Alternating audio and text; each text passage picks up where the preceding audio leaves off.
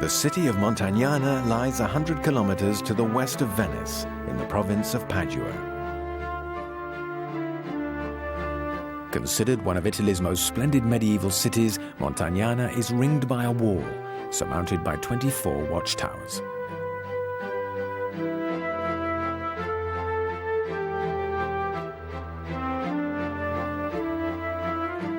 Montagnana is normally a very peaceful city.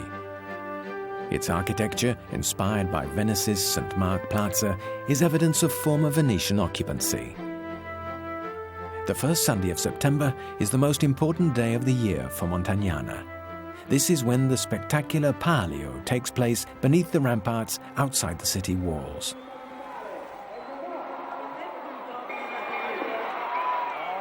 The Palio is a unique bareback horse race run over 1,800 meters and packed with thrills. The 10 communes of the region compete in the Montagnana Palio, the final event in a series of trials held over a period of 1 month.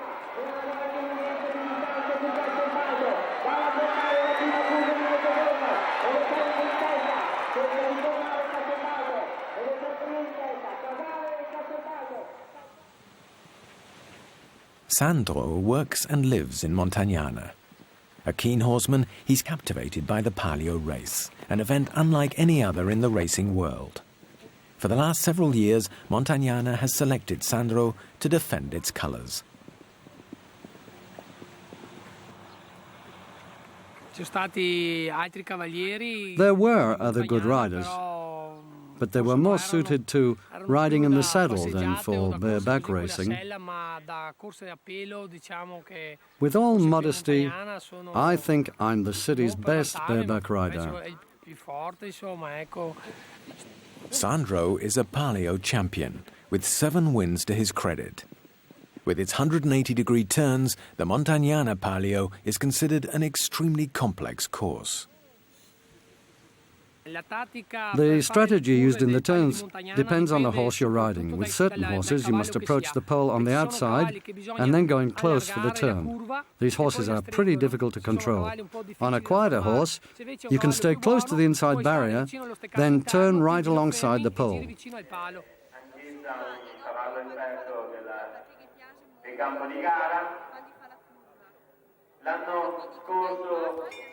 2 weeks before the Palio, there is a tratta, a trial race to pick the best horse to handle the turns. It gives the riders the chance to try out several horses on the Palio course itself.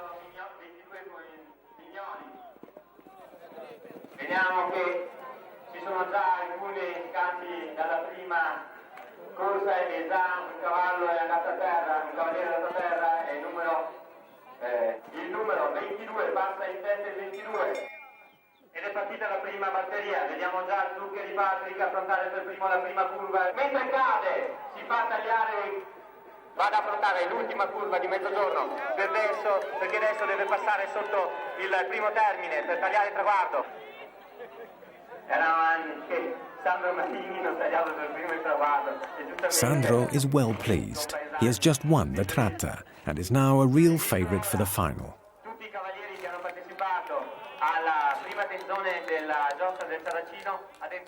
Winning the Palio is a matter of great pride and honour. Montagnana, the largest of the Montagnanese communes, has less to prove than the other smaller towns and villages spread throughout the immediate countryside.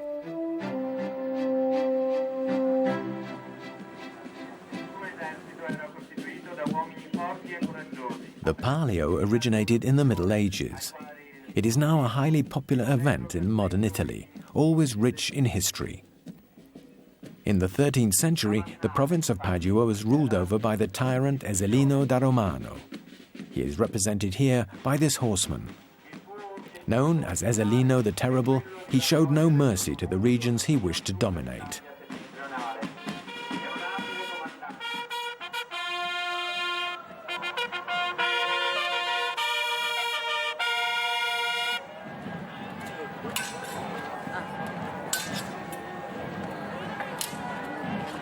In 1242, Ezzelino set fire to Montagnana and burnt it to the ground.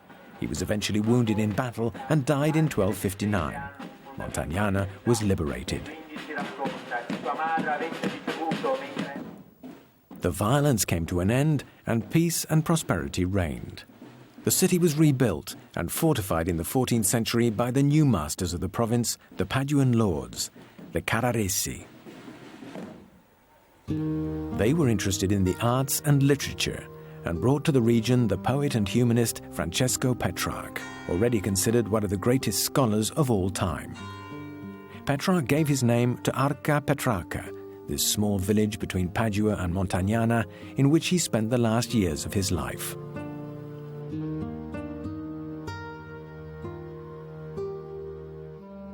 Emma looks after this great poet's house and memorabilia.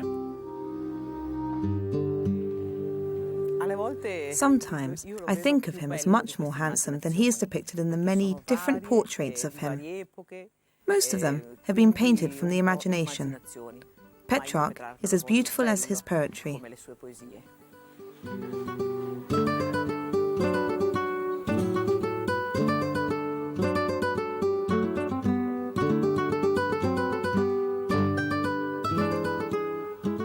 Perturbed most of his life by his unrequited love for the beautiful Laura, Petrarch immortalized her in Canzioneri, a lyric collection of ballads and sonnets.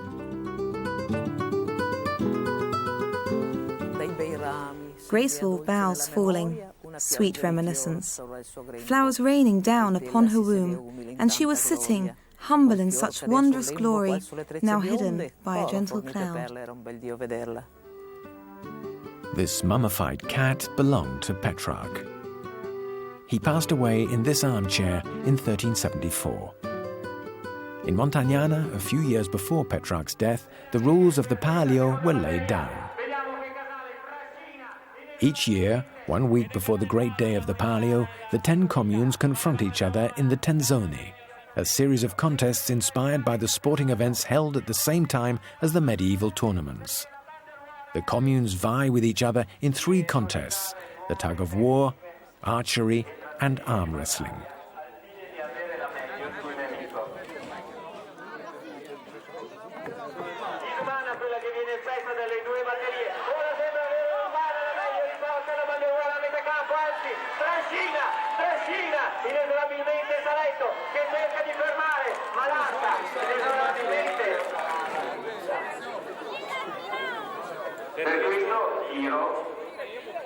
Draped in his judge's robe, Filippo announces the next contest.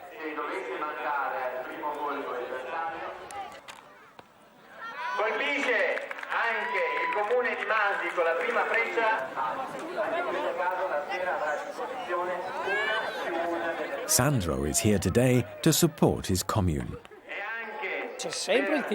We're always there to give plenty of support to our own commune. I'm from Montagnana, so I support Montagnana.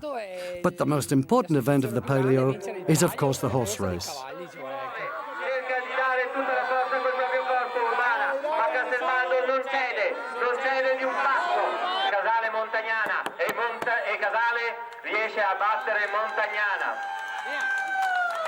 E anche la seconda batteria è partita e immediatamente finita. È Castelbaldo che riesce a battere Mediadino San Filenzio.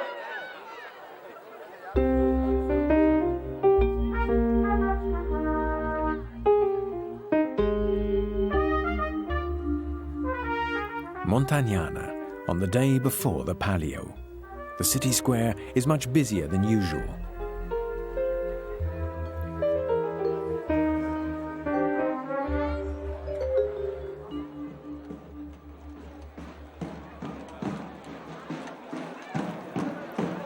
Medieval horsemen are parading up and down the street as Filippo informs the townsfolk of tomorrow's events.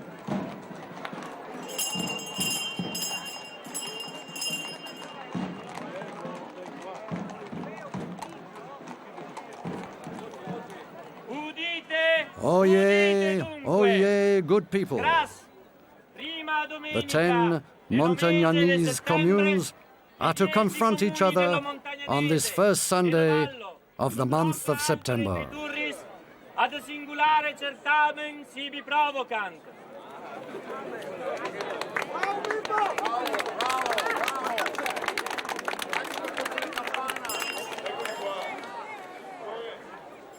Filippo finishes his rounds and makes a short detour to visit the Palio committee on the high street.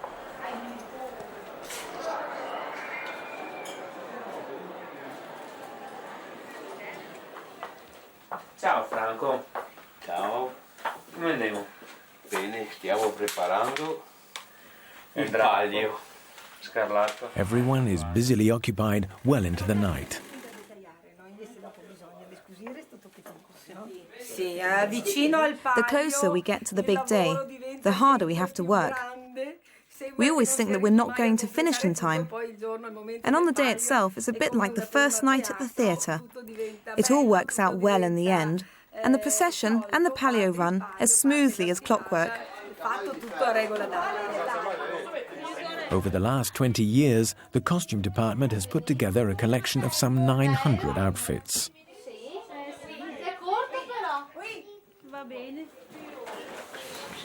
Last-minute details are being discussed in the meeting room.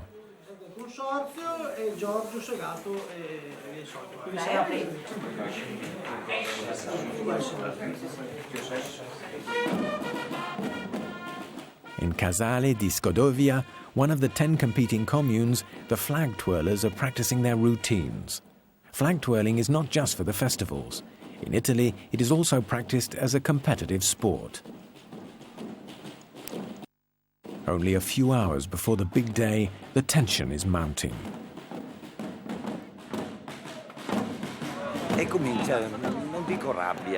We're starting to strain at the leash. We want to get out there and win. And it wouldn't be for the first time. We put our hearts and souls into the Palio, and we get really worked up.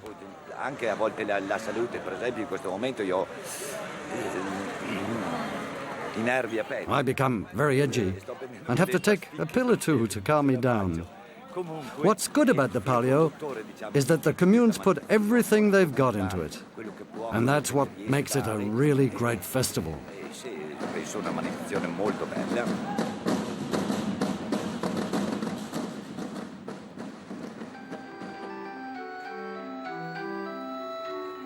A company that builds carousels has its head office in Casale di Scodovia. The same family has run the business over several generations.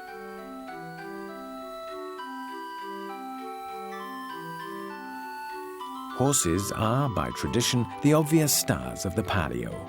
And Vittorio is quite convinced that his own horses are a bit star-struck. I'm sure that these horses would like to race, but unfortunately, they can only go round in circles. They'd love to take part in the Palio, but it's not possible. I'm convinced that in their heads, they'll be running in the race.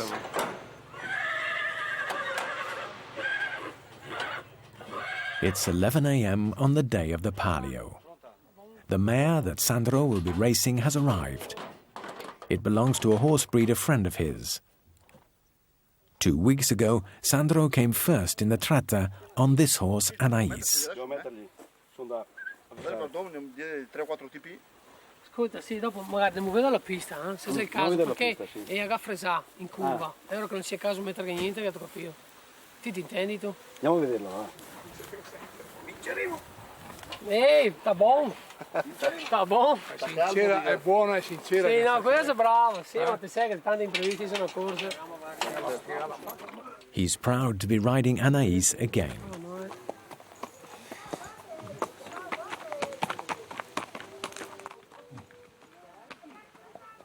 Anais is a 4-year-old thoroughbred mare. She's a novice, and this will be her first Palio in Montagnana. We don't know each other particularly well, as we met for the first time for the tratta, but we hope to run a good race today.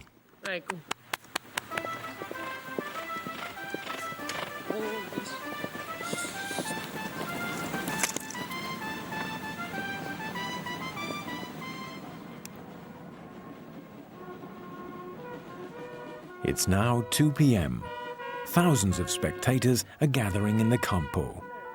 The festivities begin with a procession in medieval costume and a parade of flag twirlers.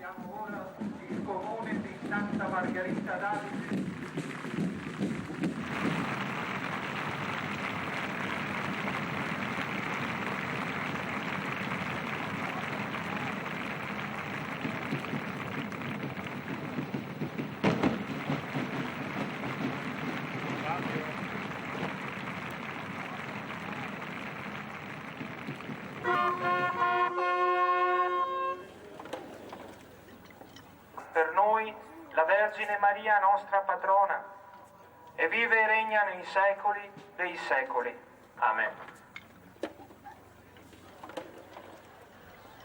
At last, the long-awaited moment has come. Only the first three in each of two qualifying events will race in the final. Sandro, in red and black, is ready to compete in the first race. The problem is to line up the excited horses for the start. This is not an easy task, and there are a series of false starts.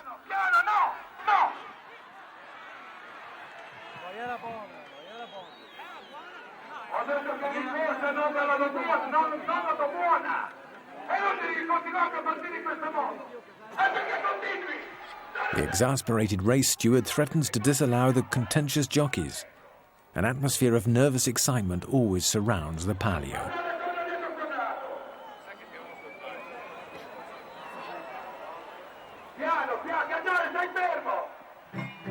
In the driving rain, the race finally gets underway.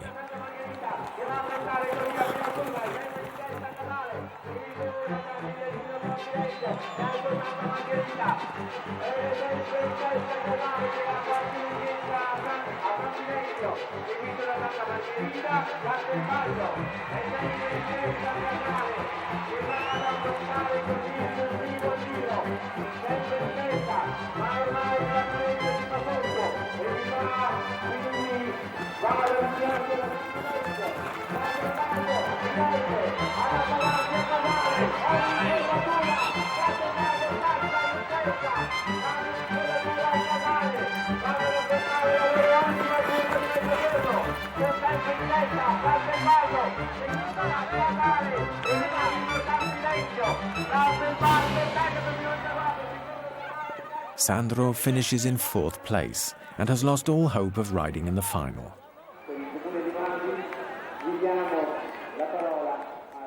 The 5 horses and their riders are lining up for the second race.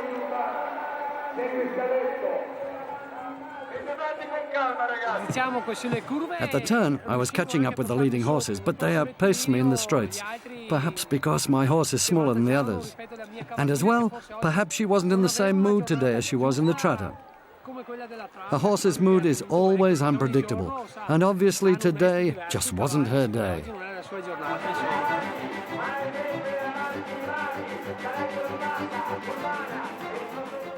In the second race, one of the jockeys falls, but his horse could still reach the finishing post in a good position. It's not unknown for a horse to win the Palio without its rider.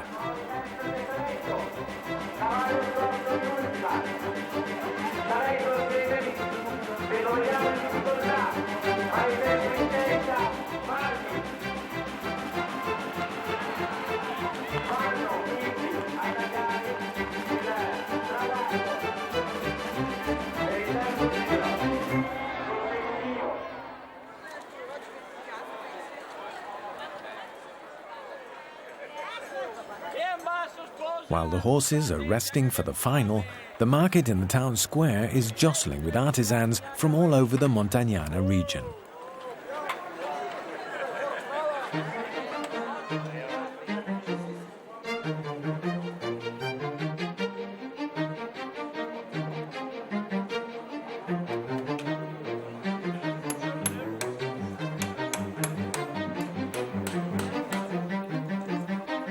Some of them, such as this scribe, are giving demonstrations of medieval crafts. Not far from Montagnana, Palio Abbey houses a workshop that restores ancient books. Its founder, Father Giuseppe, calls it the Book Pathology Institute.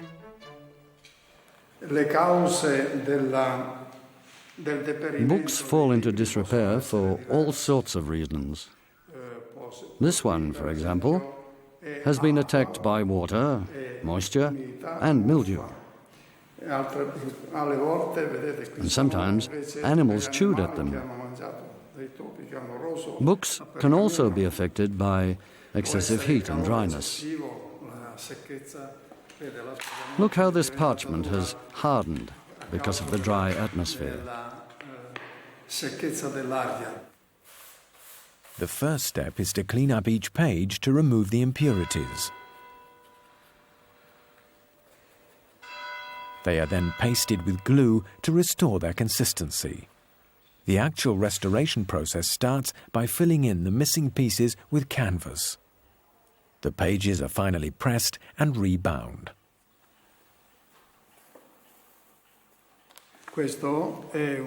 This is a choir book. I've always thought that in former days they made large books for economic reasons. You must realize that each page is made from the hide of an animal, such as a lamb or a sheep. So an entire flock of from 200 to 250 sheep was required to make a single book. They thus made large books so that the whole choir could stand around it and sing.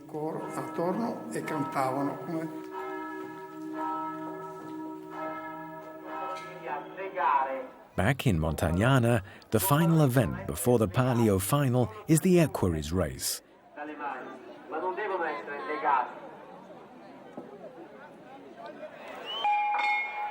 Partiti, è ripartita la persona dei componenti che vede in testa già il comune di Santa Margherita d'Arte, seguito dal comune di Ezzelino the Terrible, ma passa in testa Casale in testa, che quindi si fa a raggiungere la Santa Margherita che non cede, ma già a qualche distanza, testa, seguito sempre da Medianino Sanguinetto che perde anche una scarpa.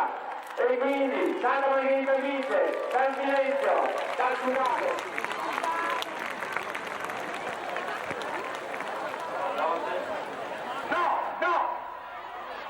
6 riders streak away from the starting line for the final race.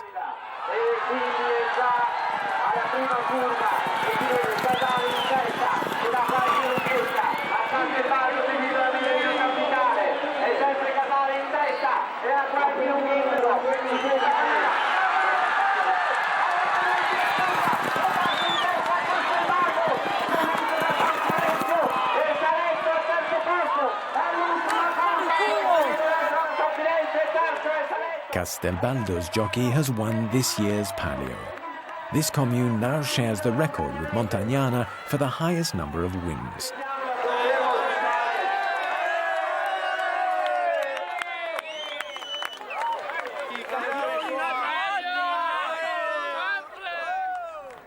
The young hero puts on the red cap of the winner.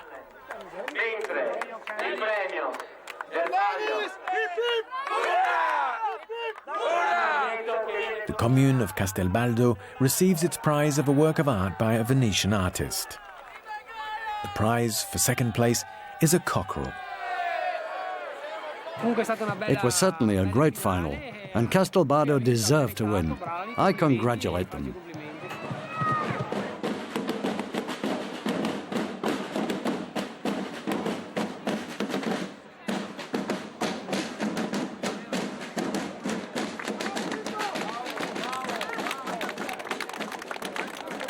The festival comes to a close with a torchlight procession.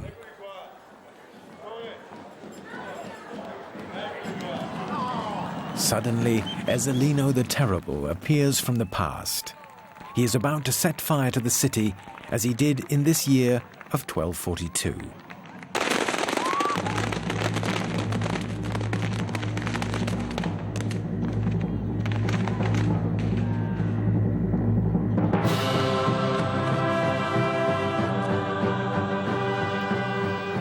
But this dark period in Montagnana's history is once again to be exorcised by an explosion of light, the symbol of the city's rebirth and the symbol of the Palio.